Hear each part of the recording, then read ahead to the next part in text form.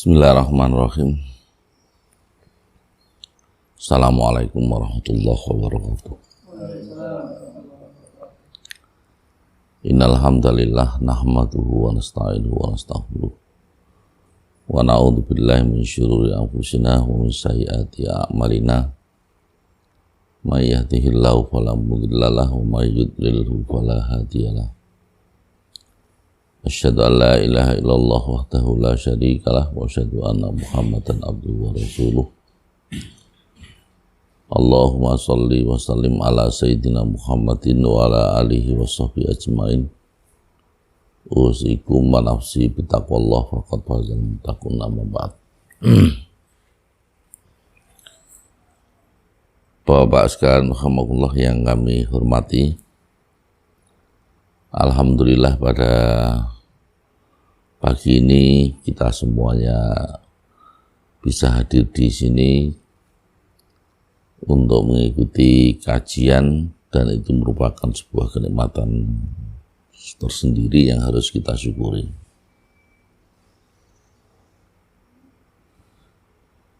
Yang kedua, ikhwati fillah rahimakumullah, salawat serta salam semoga dilimpahkan pada junjungan Nabiullah Muhammad sallallahu alaihi wasallam yang telah mengorbankan diri beliau sedemikian rupa, ya, sekedar untuk memberikan bukti bahwa Quran itu memang benar, dan Quran itu memang realistis, dan Quran itu memang bisa dibuktikan dalam kehidupan sehari-hari. Oleh karena itu, alhamdulillah, kepada Rasul kita yang mulia ini, marilah kita memanjatkan sholawat serta salam, mudah-mudahan selalu terlimpahkan kepadanya. Dan ini merupakan cara kita menghormati beliau Rasulullah SAW, yang beliau pun juga menghormati kita, ya, yang tidak sempat melihat beliau tetapi mengimaninya, ya, dengan berbagai macam tindakan-tindakan yang nyata. Salah satunya adalah di dalam dalam tasyahud akhir, ya, yang ada assalamu alaina. Itu saat itu ketika Allah menyatakan assalamu alaika ayuhan nabi wa rahmatullahi wa barakatuh, maka Rasulullah sallallahu alaihi wasallam mengatakan assalamu alaina wa ala ibadillahis sholihin. Ini adalah cara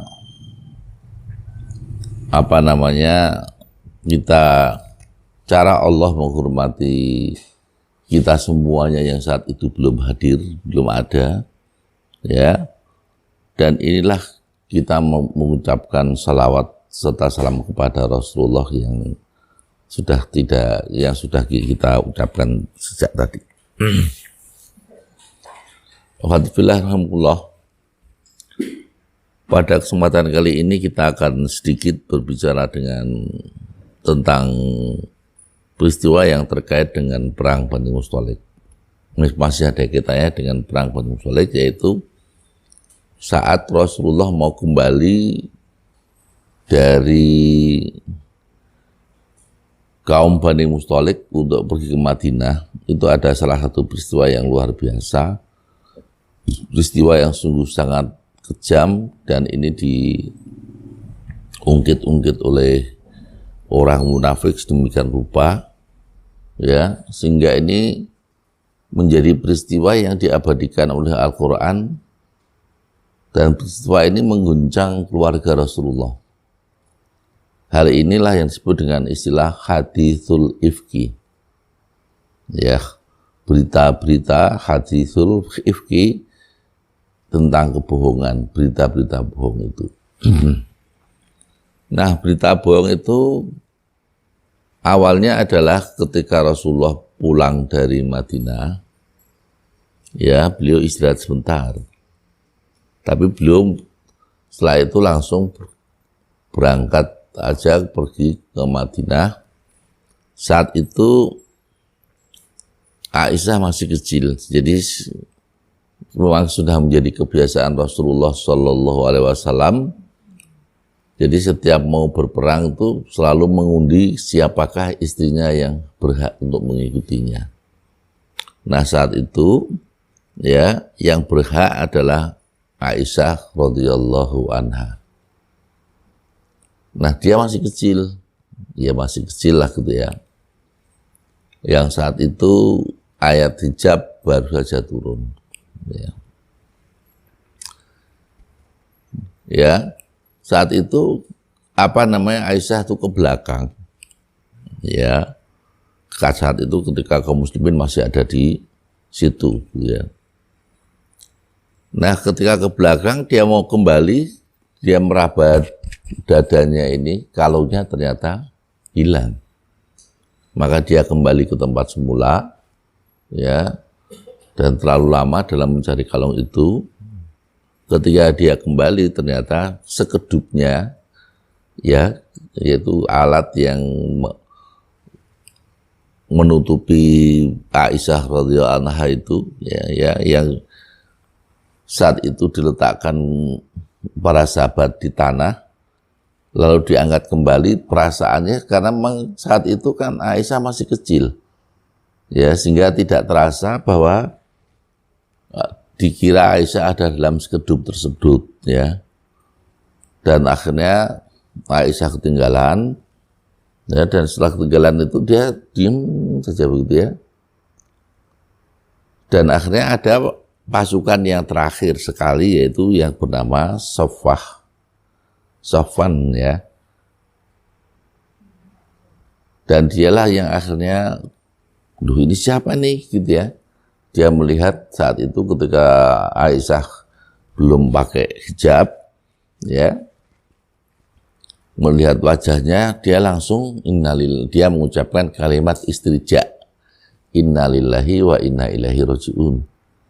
Lalu Aisyah mendengarkan kalimat itu, bangun dan menutup wajahnya, ya. Akhirnya dia menepuk unta kaki depannya itu sehingga unta itu jongkok dan Aisyah itu naik, dan akhirnya dia menuntun sampai menyusul Rasulullah, ya, sebelum sampai ke Madinah. Ya. Nah saat itu Aisyah juga nggak ngerti bahwa dia itu melakukan kesalahan sebetulnya. Ya, tapi Rasulullah saat itu terus merasa sedih karena ternyata berita-berita tentang peristiwa itu dibesar-besarkan oleh orang munafik, ya, dengan bumbu-bumbu tentunya, ya, bahwa istri Rasulullah ternyata berbuat serong, ya, terhadap ini, padahal saat itu siang-siang dia datangnya bersama Safwan itu, ya, bersama ontanya itu siang-siang dia bertemu bersama Rasulullah itu sebetulnya. Tapi itu tuduhan itu lalu menyebar, ya. Ya setelah menyebar, Aisyah juga belum sadar, ya. Belum sadar, maka ketika dia itu bersama-sama beberapa seorang sahabiah, kakinya terpeleset, ya. Maka dia setelah itu ngomong celaka, dia menyebut salah satunya adalah ahli Badar, ya. Siapa itu nanti di situ nanti akan saya jelaskan, ya. Terus Aisyah mengatakan, kenapa kamu jelek-jelekin itu, dia kan ahli Badar, ya. Ya. Dia ngomong bahwa dia telah mengatakan begini tentang kamu, gitu ya. Ya. Nah, maka dari itu, setelah itu maka dia menyadari. Nah, saat itu Rasulullah itu kalau menjenguk Aisyah itu tidak seperti biasanya. Dia menjenguk, dia bertanya bagaimana kondisimu, gitu ya. Setelah itu dia pergi. Nah itulah artinya khatifullah yang dilakukan oleh Aisyah saat itu. Terus dia menyadari, kenapa sih Rasulullah kayak begini, ya. Setelah dia mengetahui, lalu dia ketika Rasulullah masih begitu juga, lalu dia minta izin pada Rasulullah agar dia diizinkan untuk pulang ke rumahnya, ke orang tuanya, ke Abu Bakar. Dan ternyata Rasulullah mengizinkan, ya, mengizinkan, dan seterusnya nanti akan kami jelaskan di sini. Khatifillah, itulah yang terkait dengan peristiwa hadisul ifki.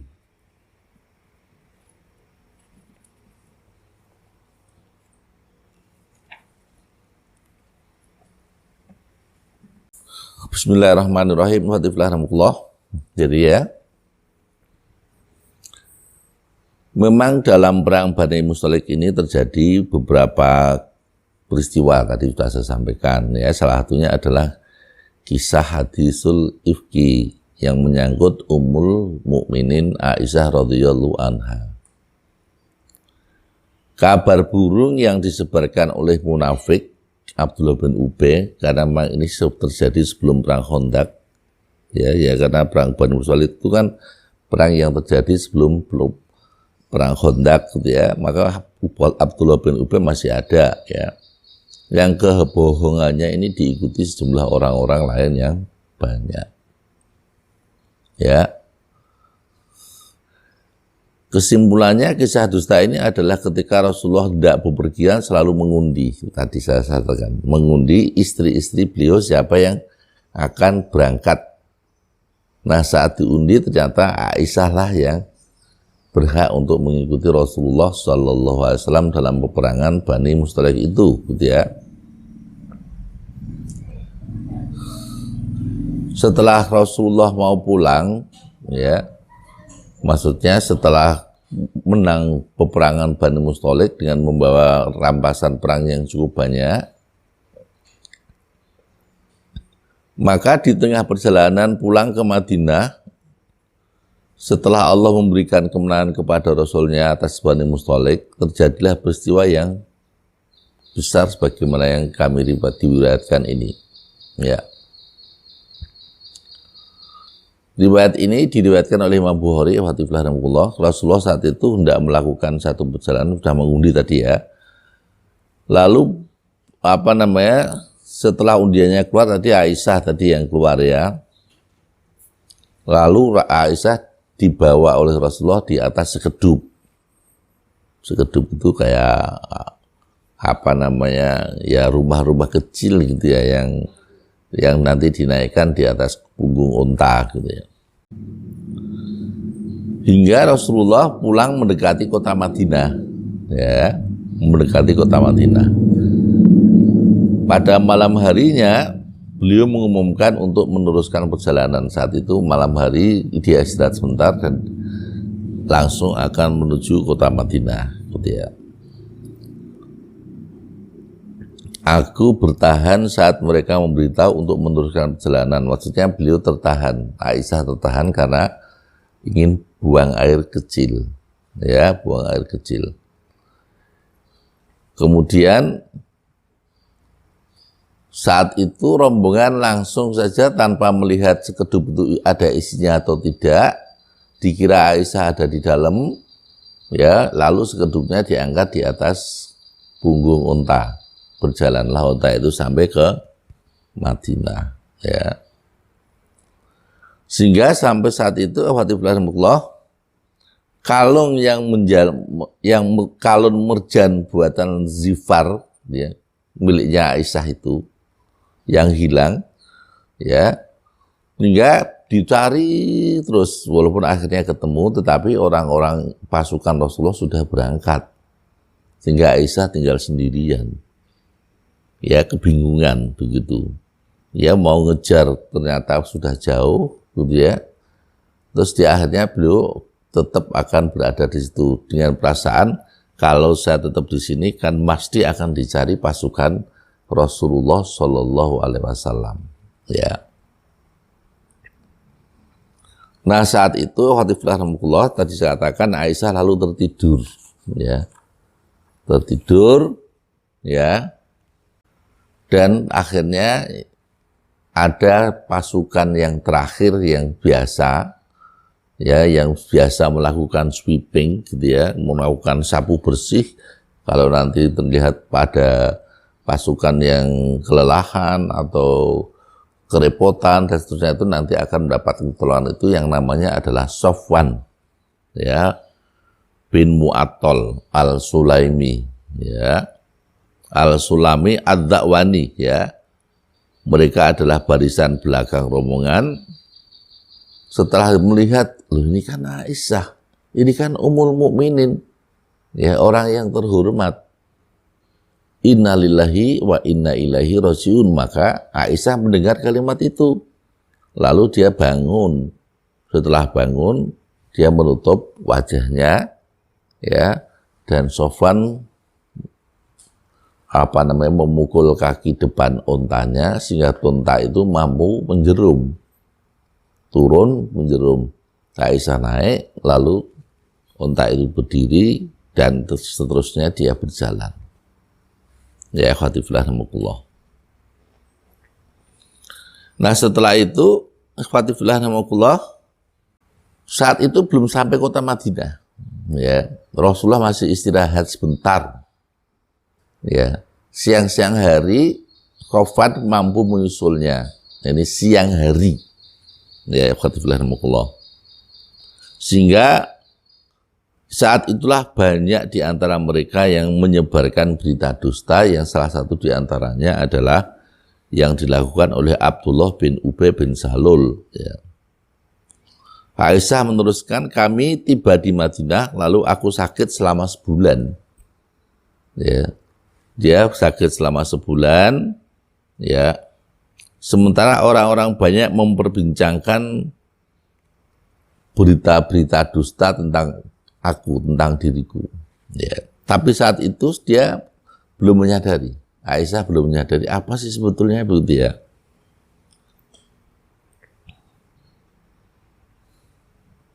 Dan ketika itu Aisyah pun walaupun belum menyadari tapi bertanya-tanya. Ketika Rasulullah menengokku, kok hanya bertanya bagaimana kondisimu? Ketika dijawab oleh Aisyah begini, lalu pergi. Rasulullah kembali lagi untuk pergi. Ya, ikhwatifillah rahimakumullah. Nah, sampailah suatu saat ketika Rasulullah bersama dengan Ummu Mistah, jadi sama istrinya sahabat Mistah. Mistah itu adalah sahabat ahli perang Badar. Tapi dia ikut terlibat untuk memberitakan berita-berita bohong. Nah, maka ini menunjukkan bahwa para sahabat pun saat itu juga mengalami kesalahan, ya. Tapi terus dimaafkan oleh Allah SWT dan seterusnya, gitu ya.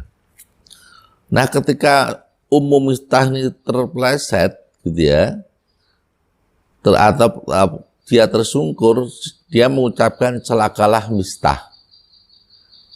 Maka Aisyah bertanya, kenapa? Gitu ya. Patutkah kau mencela seorang yang turut dalam perang Badar? Mistah kan dalam perang Badar itu ikut, gitu ya. Kok kamu cela kayak begitu? Maka Ummu Mistah mengatakan, apakah kamu belum mendengar apa yang dikatakan Mistah? Aku bertanya, apa memang yang dikatakan? Ummu Mistah kemudian menyampaikan kata-kata yang disebarkan para penyebar berita-berita dusta. Ya, disitulah dia mulai tahu. Ya. Karena mulai tahu itu, makanya Aisyah jadi sedih, gitu ya. Dia menangis. Ya, menangis ya. Ya, karena setiap Rasulullah datang itu hanya bertanya bagaimana kondisimu. Setelah dijawab, lalu langsung pergi. Begitu saja, begitu ya. Lalu Aisyah memutuskan kalau begini saya tak izin pulang ke tempat orang tuaku. Maka dia minta izin pada Rasulullah. Ya. Maka dia diizinkan untuk pulang ke rumah orang tuanya. Ya.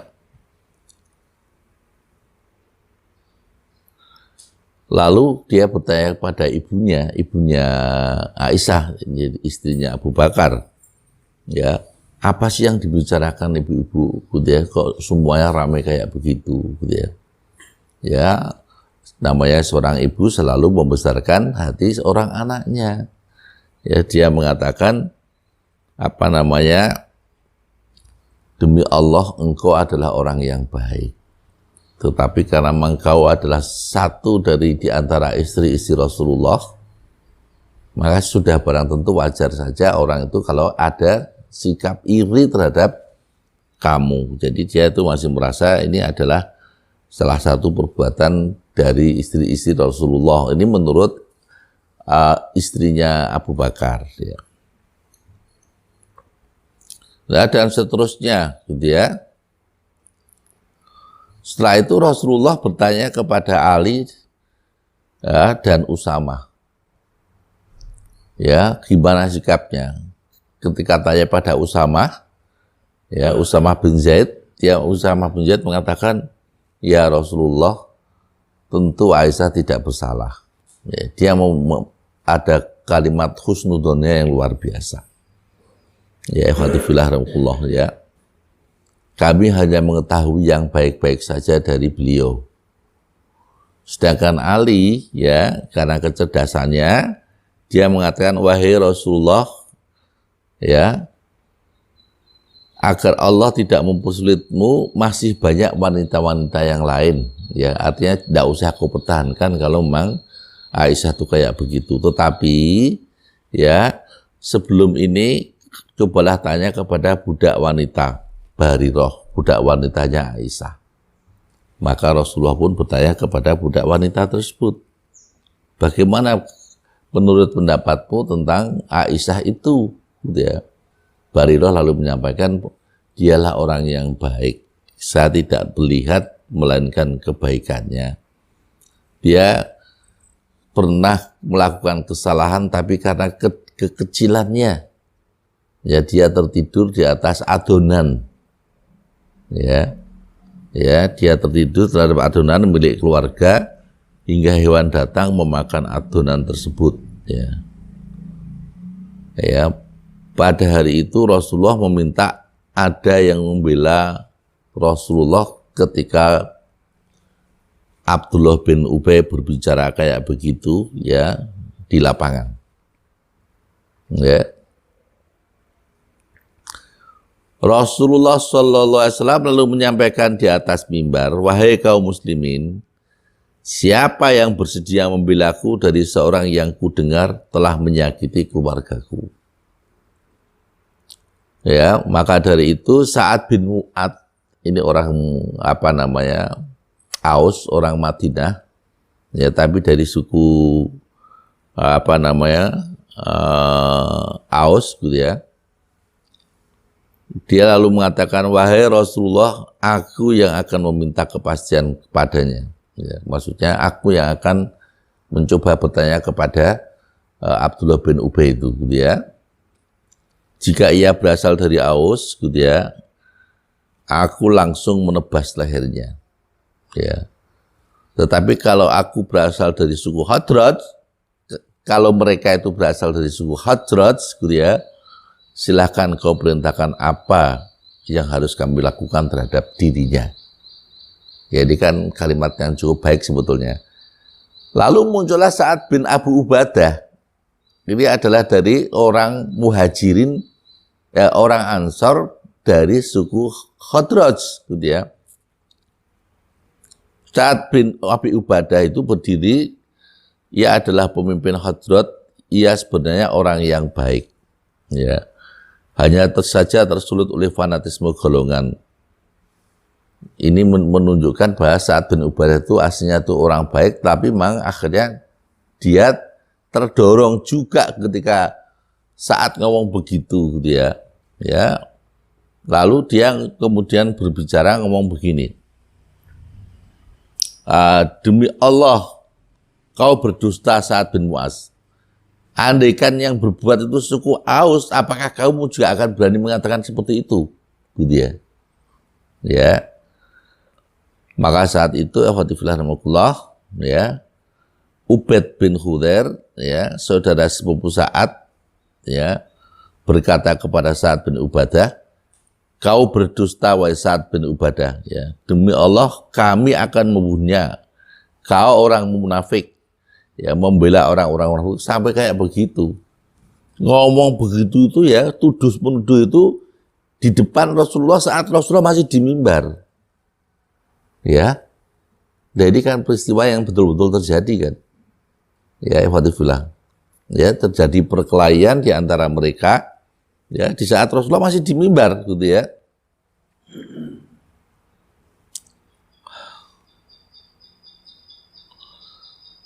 Sampai seterusnya gitu ya. Tentunya saat itu sampai Rasulullah mendamaikannya gitu ya.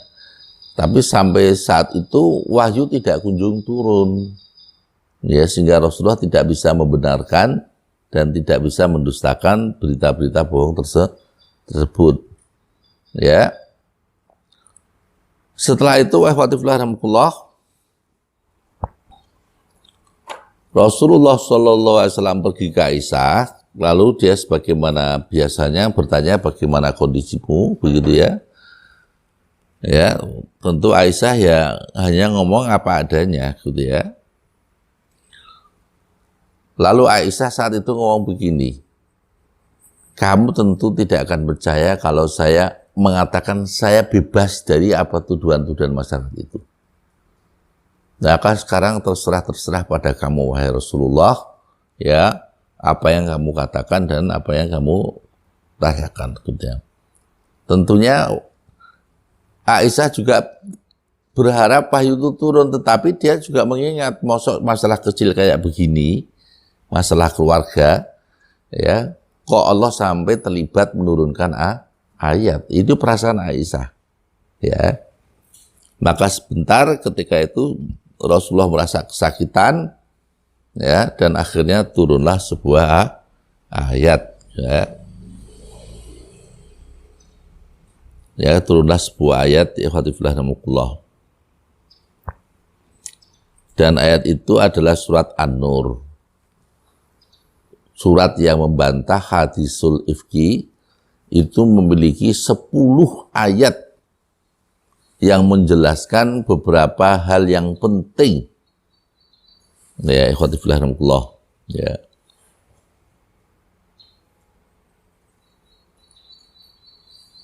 Nah, setelah itu orang yang menyebarkan hadisul ifki itu juga akan mendapatkan pembalasan dari Allah setimpal dengan kesalahan-kesalahan yang ia lakukan. Ya, maksudnya yang paling banyak menyebarkan itu ya tentu akan banyak dosanya, yang sedikit saja apalagi yang membela. Ya, yang membela itu salah satunya adalah Abu Ayyub. Ya, Abu Ayyub itu saat itu bertanya kepada istrinya, ya, istrinya bertanya kepada Abu Ayyub, bagaimana kamu pendapatmu tentang Aisyah? Nah, Abu Ayyub mengatakan, setahu saya Aisyah orang baik, ya, dia tidak bersalah. Ya, apakah kamu juga akan mengatakan sebagaimana dikatakan mereka? Ya, Ummu Ayyub, istrinya Abu Ayyub mengatakan, tidak, saya menghormati Aisyah dan Aisyah itu tentu benar. Ya, hadis itu tentu adalah hadis yang bohong, begitu.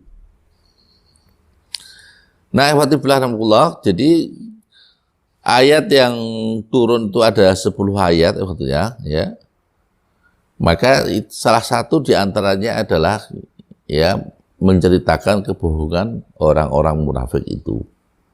Yang keduanya, orang mukmin yang baik ya akan selalu berbaik sangka kepada orang mukmin. Laula id sami'tumuhu dhannal mu'minun wal mu'minat bi anfusihim khaira wa qalu hadza ifkum mubin, maksudnya orang mukmin pasti akan bertanya peristiwa ini terhadap dirinya, ya. Apakah kalau kamu mendapati peristiwa seperti Aisyah, apa yang kamu lakukan? Tentu kamu tidak melakukan apa-apa kan? Nah, kalau kamu tidak melakukan apa-apa, apalagi Aisyah yang sangat mulia. Ya, yang sangat mulia itu. Ya, inilah ayat itu menjelaskan kayak begitu. Ya, ikhwatifillah rahimakumullah. Ya, itulah yang disampaikan Abu Ayyub Al-Ansori. Ya, yang namanya adalah Khalid bin Zaid Al-Ansori, dan istrinya. Suatu ketika Abu Ayyub menemui istrinya, lalu istrinya berkata, "Wahai Abu Ayyub, apakah kau tidak mendengar apa yang dikatakan orang-orang tentang Aisyah?" Maka Abu Ayyub mengatakan, "Ya, dan itu bohong." Dia langsung mengatakan, sebelum dia tahu itu bohong, dia mengatakan itu bohong, gitu ya. "Apakah kau melakukan hal itu, wahai Ummu Ayyub? Apakah kamu juga mengatakan apa yang dikatakan masyarakat ya tentang hadisul ifki?" Ya. Ummu Ayyub mengatakan, "Tidak. Demi Allah, aku akan tidak melakukan tindakan seperti itu."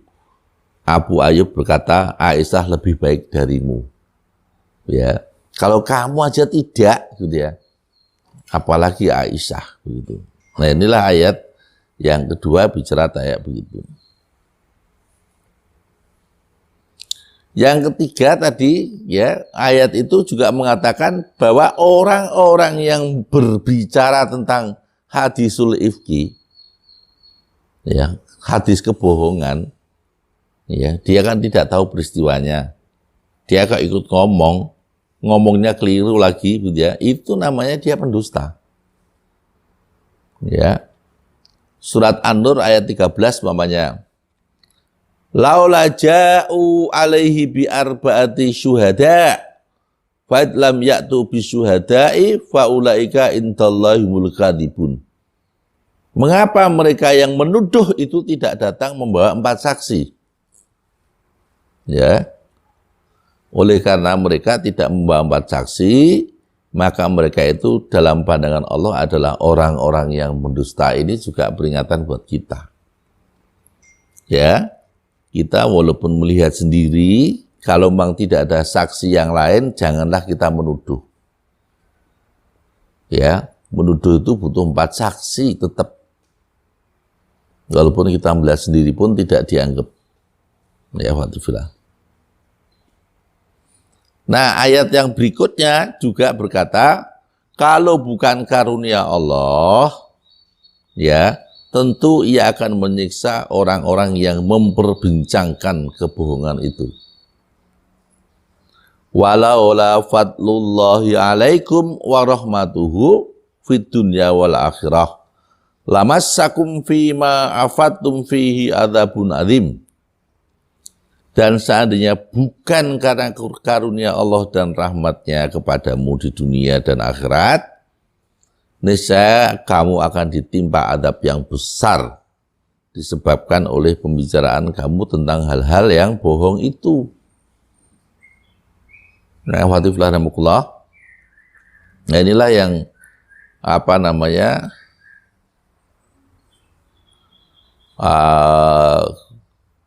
kekacauan yang terjadi di kalangan masyarakat kaum muslimin yang dipelopori oleh orang-orang munafik.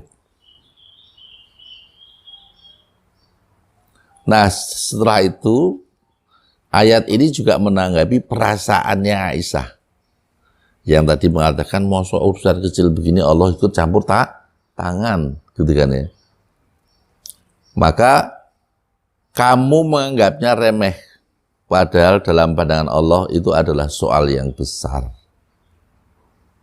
"Ittalaqawnahu bi alsinatikum wa taquluna bi afwahikum ma laisa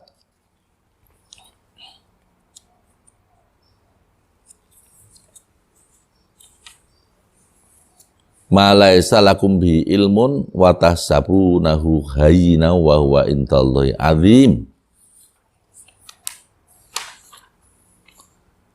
Ingatlah ketika kamu menerima berita bohong, ya, Aisyah saat itu ya, dari mulut ke mulut, dan kamu katakan dengan mulutmu apa yang kamu tidak ketahui sedikit pun. Ya tadi, orang yang ikut serta seperti mit'ah tadi, dia nggak ngerti peristiwanya. Ya. Tapi dia mau mengikuti, mengomongkan itu, membesarkan itu, sehingga berita itu menjadi besar, gitu ya. Dan kamu menganggapnya itu remeh, urusan-urusan yang sangat kecil. tapi itu adalah urusan yang sangat besar di sisi Allah. Ya. Nah inilah ikhwatifillah, itu ayat yang keempat, ke-15 ya. Ya. Jadi ketika orang itu nganggap ngomong kayak begitu tuh gampang saja, walaupun dia nggak melihatnya, ya, nggak melihatnya dia, tapi dia ngomong seolah-olah dia melihatnya, ya, dia melihat kebusukan Aisyah begini, padahal dia nggak melihatnya. Dia menganggap remeh, tapi Allah itu menganggap urusan yang sangat besar, ya.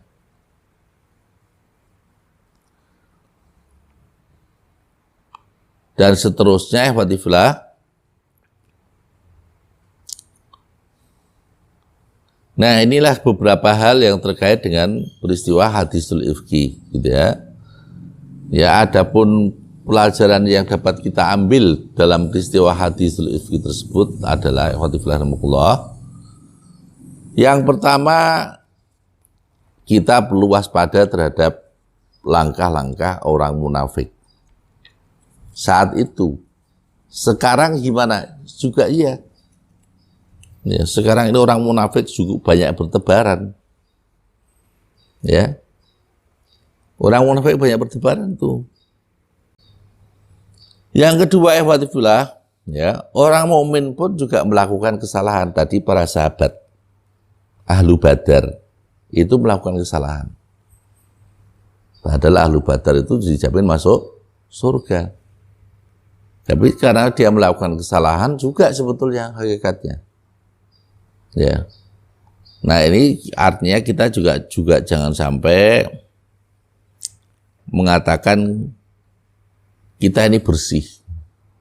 Sebersih-bersih kita itu tentu kita melakukan kesalahan.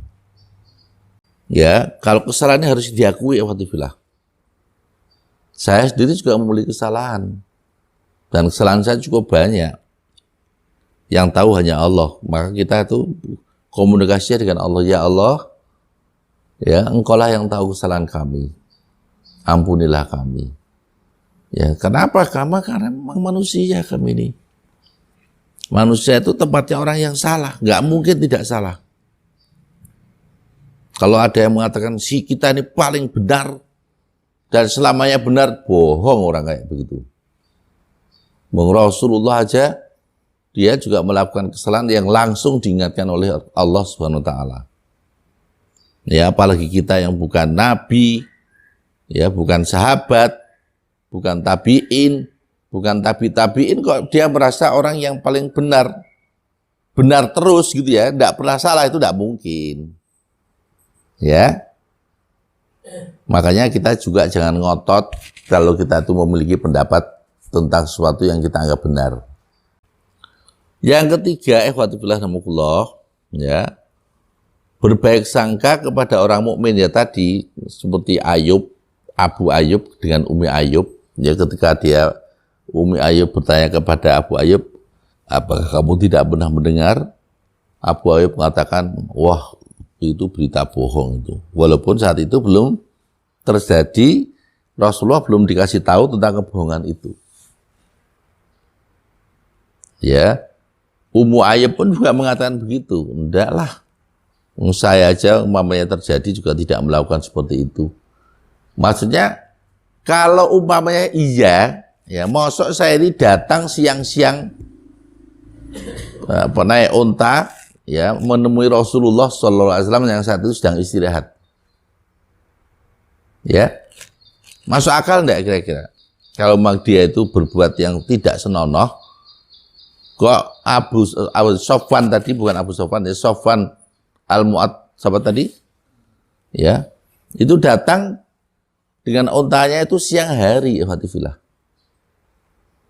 Ya, dan saat itu Sofwan juga diam saja.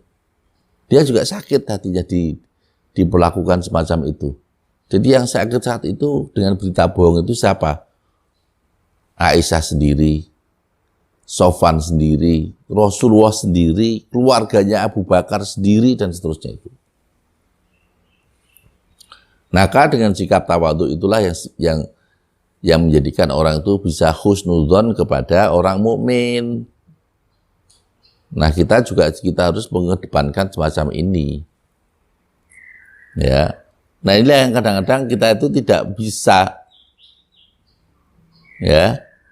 Kalau ketika ada orang mana itu Riau atau orang mana itu menganjurkan agar kaum mukminin sholat berjamaah, ya, itu kan baik sebetulnya. Ya, diprotes.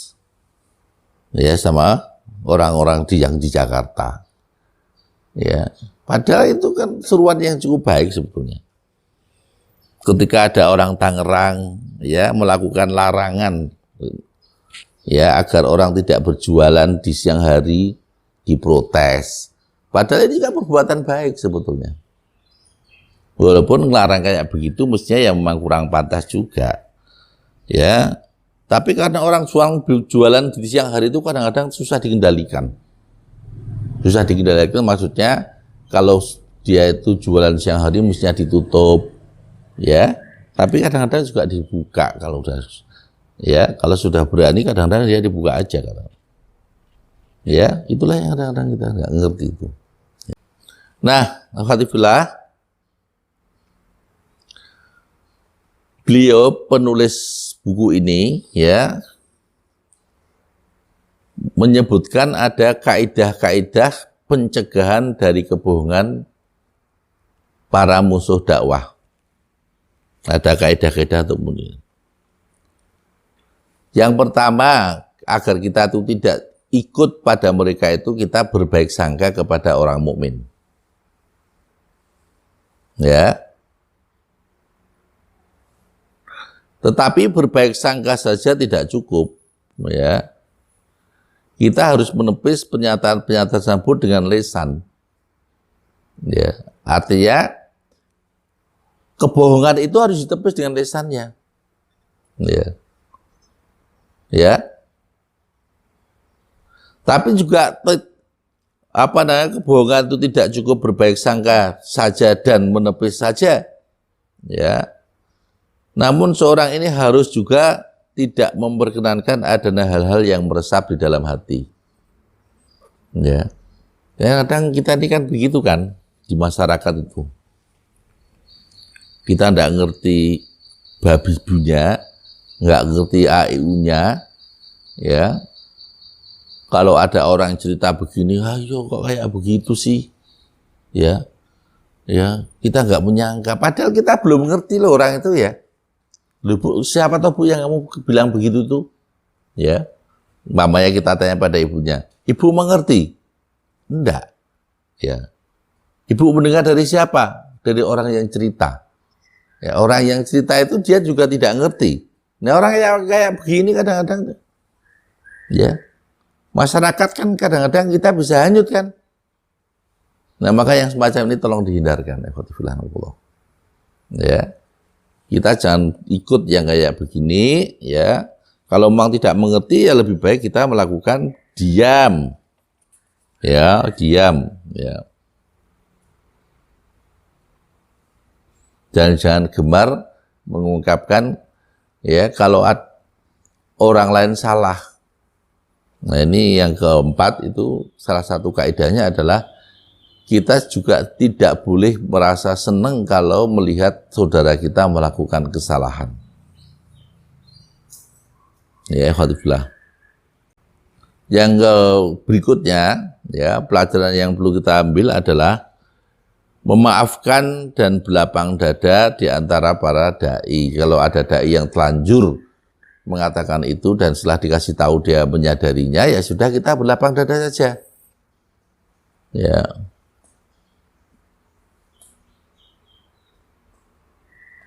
Nah, itulah watifillah. Dan yang terakhir, ya, orang mukmin itu masih punya perasaan dosanya masih banyak. Banyak sekali. Ya. Walaupun orang lain melihat dia itu orang yang kelihatannya tidak pernah punya dosa, tapi dia sendiri melihat dosanya sendiri itu cukup banyak. Ya. Itulah sebetulnya yang perlu kita menganggap bahwa kita ini dosa sekecil apapun itu kita anggap tetap itu sebuah dosa yang kita perlu minta ampunan kepada Allah, kita perlu bertobat, kita perlu kembali. Ya. Kita jangan mengingat-ingat kebaikan yang telah kita lakukan, sudah. Kita mengingat-ingat kesalahan yang telah kita lakukan. Ya. Nah, itulah ikhwatifillah rahmatullah, yang dapat kami sampaikan pada kesempatan siang ini, yaitu tentang hadisul ifki. Ya, yang tadi saya ceritakan kisahnya, ya, prosesnya. Siapa yang salah? Ya, memang Abdullah bin Ubay lah yang menjadi tertuduh dengan berbagai sebagian sahabat-sahabat Rasulullah. Sebagian ahlu Badar. Ahlu Badar ada yang ikut seperti Mitah tadi ya. Ya itulah ikhwatifillah. Memang kadang-kadang fitnah itu yang kecil gitu itu kadang-kadang mampu mengguncangkan keimanan seseorang. Ya. Guncangan keimanan yang sudah dimiliki, seperti waktu dia itu menjadi perang Badar itu kan keimanannya luar biasa kan. Itu kadang-kadang masih tergoda. Apalagi kalau kita. Ya, yang seliburan sedikit saja tentu akan tergoda. Nah itulah ikhwatifillah yang dapat kami bicarakan pada kesempatan pagi ini. Silakan kalau ada yang mau bertanya, monggo, atau ingin menambahkan, silakan. Terkait dengan kejadian itu, kira-kira kalau kita menilai itu kan berarti kan, kalau kita boleh menyimpulkan, walaupun itu merupakan takdirnya Allah ya, sudah seberapa lama Rasulullah itu menikah dengan Aisyah pada saat peristiwa itu. Artinya ini kan ada semacam ketidakpercayaan dari seorang suami. Katakanlah kalau kita dengan sudut pandang sekarang ini kan, yang sudah sekian lama mungkin kok masih saja tidak menyadari dengan kondisi Aisyah sang istrinya itu yang tidak ya katakanlah beliau adalah seorang yang baik dan lain sebagainya itu. Dan kemudian ini juga kaitannya dengan kondisi sekarang ini yang banyak bermunculan berita hoax gitu ya. Ini kan juga sama berita hoax yang dulu pernah terjadi di zaman Rasulullah. Kenapa juga Rasulullah kok membiarkan peristiwa ini berlangsung sekian lama, itu kan sampai sebulan kan, artinya mungkin tidak ada kejelasan kaitannya dengan peristiwa itu, siapa yang salah dan siapa yang benar. Mungkin ini kita paling bisa diskusi dengan kejadian yang seperti itu yang kita hubungkan dengan saat ini, Saudara. Ya. Kalau kapan Aisyah nikah dengan Rasulullah itu lama. Karena saat itu ketika masih awal-awal Rasulullah masuk Islam, Rasulullah berdakwah, Abu Bakar masuk Islam, keluarganya masuk Islam. Saat itu ketika Aisyah masih 9 tahun, itu sudah nikah. Itu sudah lama sebetulnya ya. Ya, tapi kalau kok Rasulullah tidak mengerti keadaan, ngerti sebetulnya Rasulullah. Tapi Rasulullah juga mengerti keadaan di luar. Ya. Keadaan di luar yang dipompakan oleh Abdullah bin Ubay bin Salul itu dia ngerti juga. Ya, yang pertama itu. Yang kedua, kenapa Rasulullah membiarkan? Karena Rasulullah menunggu informasi yang datang langsung dari Allah, karena dia nggak ngerti. Dan ini peristiwa besar. Ya, kalau ini terjadi beneran, maka ya. Dan Rasulullah saat itu pernah mengatakan pada Aisyah, wahai Aisyah, kalau kamu memang melakukan, mintalah ampunan kepada Allah. Ya, mintalah ampunan kepada Allah. Ya. Tapi Aisyah mengatakan, aku tidak pernah melakukannya. Tetapi kalau aku ngomong kayak begini, kamu juga tidak akan pernah percaya. Maka terserah padamu sajalah gitu ya. Ya. Aisyah ngomong begitu pada Rasulullah. Ya, ikhwatifillah. Jadi memang ya begitu, Rasulullah tidak akan cepat-cepat karena memang dia menunggu bimbingan dari Allah Subhanahu wa taala. Jadi beliau itu kan baru menyadari kalau itu hadisul ifki ketika sudah turun wahyu. Walaupun dia sudah berusaha sebelumnya ya sudah ada greget-greget untuk apa namanya tadi ketika dia berkhutbah ya, sehingga ada sahabat Mu'ad bin Mu'az dan Mu'ad bin Ubadah itu sampai ngomong ya, bertengkar di hadapan Rasulullah. Itu kan saat itu belum turun ayat. Rasulullah belum ngerti betul ya apakah istrinya itu yang salah atau itu berita-berita bohong. Ya, tapi Rasulullah menunggu kepastian dari Allah Subhanahu wa Ta'ala. Begitu kan ya? Surat Al-Hujurat ayat 12 tentang berusaha dan tidak boleh berpasangan dengan muslim itu apa belum turun juga ya? Itu kita perlu kaji dulu ya. Ya mungkin juga sudah turun tapi juga orang lupa juga. Ya kayak sahabat tadi yang bertengkar itu kan sudah dirahasiati berkali-kali Rasulullah, tapi ya sudah juga dia bertengkar juga. Ya mungkin juga sudah turun, tapi itu mungkin juga belum turun juga. Turunnya ke akhir kok itu ya. Yang demikian monggo Pak. Pak Khalil.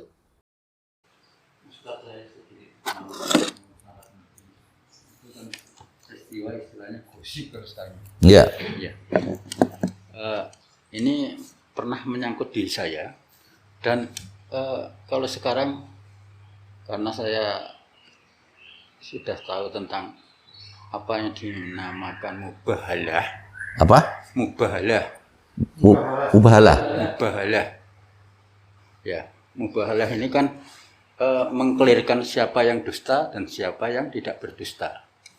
Nah, kejadiannya itu pernah saya digosipkan bahwa saya berzina dengan istri teman saya karena saya sering dolan di teman saya.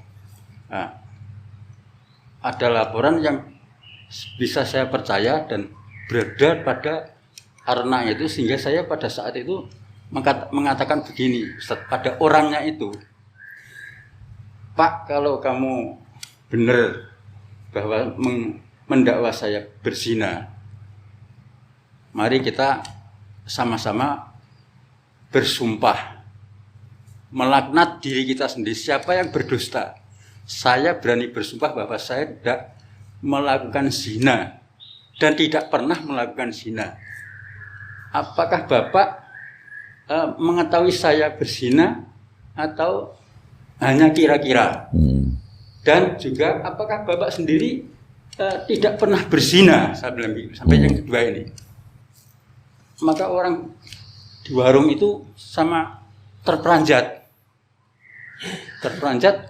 Mas, bocah kok karo wong tua bilang begitu. Pada saat itu saya remaja, umur sekitar 25, dia umur sekitar 50-an. Orang tua itu diam. Kenapa kemudian Pak? Apakah kamu